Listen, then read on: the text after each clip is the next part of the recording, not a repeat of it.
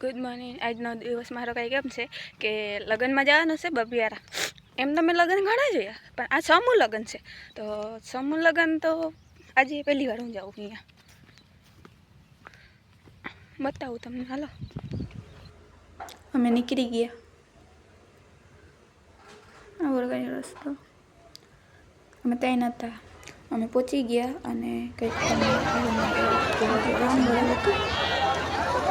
ધન્યવાદ તમામ દાતાઓનો અને અહીંયા પધારેલા તમામ કે મુકેશભાઈ અહીંયા આ સંચાલક, આપણે કાંઈ સંચાલક નથી ભાઈ, આપણે અહીંયા આ સુવિધામાં એમાં સૌથી સિંહ ફળ હોય તો મારા સગાવાલાનો, મારા ભાણેજીનો, મારા બહેનોનો, બધાને મારા આ ખડિયાવાળા છોકરીઓ છે ને, ખડિયાવાળા બાર દીકરીઓને દેવા બાત ને શેટીઓ ને એવું બધું।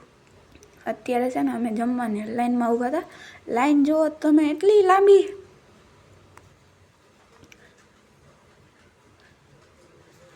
હવે તો તમને હાઈ ને વારો કઈ આવશે એ જ નથી ખબર। અહીંયા તો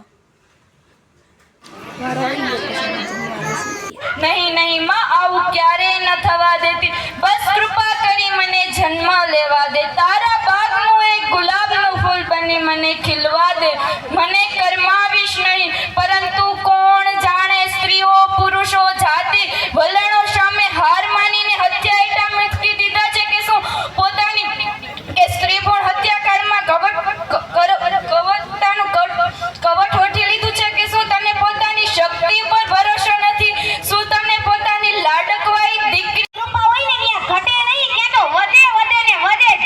ઈ પછી અનાજ હોય, પૈસા હોય, માણસો હોય કે તમારું માન સન્માન હોય। આજે આપણે બધા જ અહીંયા ભેગા થયા છીએ તો મારે આપણા સમાજને બે શબ્દ કહેવા છે કે બધી સ્પીચમાં આપણે એવું કહીએ છીએ કે આપણે ભેગા રહીએ છીએ, આપણે એક છીએ, પણ તમારા દિલ ઉપર હાથ રાખીને પૂછો, ઘરમાં 5 સભ્ય હોય તો પાંચેયનો મત એક છે? જો ઘરની અંદર 5 વ્યક્તિ છે એનો પાંચેયનો મત એક નથી તો આપણા સમાજનો